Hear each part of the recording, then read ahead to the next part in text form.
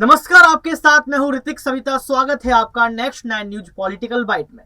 राष्ट्रपति द्रौपदी मुर्मू द्वारा जमानत के बावजूद छोटे मोटे अपराधों में जेलों में बंद आदिवासियों की दुर्दशा को लेकर दिए गए भावुक भाषण के कुछ दिनों बाद सुप्रीम कोर्ट ने मंगलवार को देश भर के जेल अधिकारियों को ऐसे कैदियों का ब्यौरा 15 दिन के भीतर नालसा को उपलब्ध कराने का निर्देश दिया है ताकि उनकी रिहाई के लिए एक राष्ट्रीय योजना तैयार किया जा सके। देखिए, आदिवासी घर से बिलोंग करती हैं द्रौपदी राष्ट्रपति मुर्मू जो हमारी हैं, और दूसरी बात, उन्होंने साफ तौर पर सवाल खड़े कर दिए हैं हमारे सुप्रीम कोर्ट पर, हमारे कानून व्यवस्था पर और हमारे देश के प्रधानमंत्री पर भी। उन्होंने कहा कि साफ तौर पर जो बड़े लोग होते हैं, जो राजनीतिक पार्टियों से बिलोंग करते हैं, अगर वो जेल जाते हैं तो उनकी जो है खिदमत होती है, वो जेल से बाहर भी घूमते हैं, जमानत भी मिल जाती है। लेकिन गरीब लोग जो अपराधी हैं, और कुछ लोग अपराधी हैं भी नहीं, वो जेल में सड़ते रहते हैं। वो साफ तौर पर कह रही हैं कि उनको छुटाने के लिए उनके परिजन घर के बर्तन बेच देते हैं। सब कुछ बेचने के बाद भी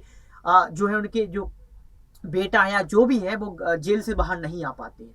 जी हाँ, राष्ट्रपति ने 26 नवंबर को सुप्रीम कोर्ट में अपने पहले संविधान दिवस संबोधन में झारखंड के अलावा अपने गृह राज्य ओडिशा के गरीब आदिवासियों की दुर्दशा पर प्रकाश डालते हुए कहा था कि जमानत राशि भरने के लिए पैसे की कमी के कारण, जी हाँ, पैसे की कमी के कारण वे जमानत मिलने के बावजूद जेल में हैं।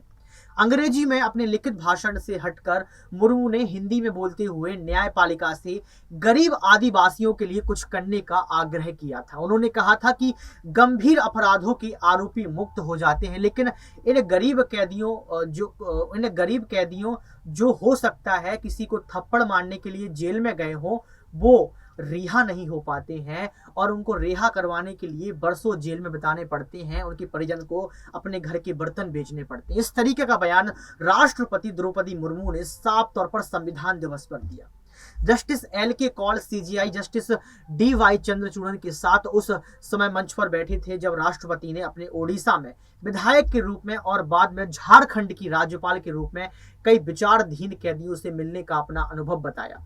जस्टिस कौल और जस्टिस अभय एस ओका की पीठ ने मंगलवार को जेल अपराधियों को ऐसे कैदियों का विवरण संबंधित राज्य सरकारों को प्रस्तुत करने का निर्देश दिया जो 15 दिन के भीतर दस्तावेजों को राष्ट्रीय कानूनी सेवा प्राधिकरण नालसा को भेजेगी।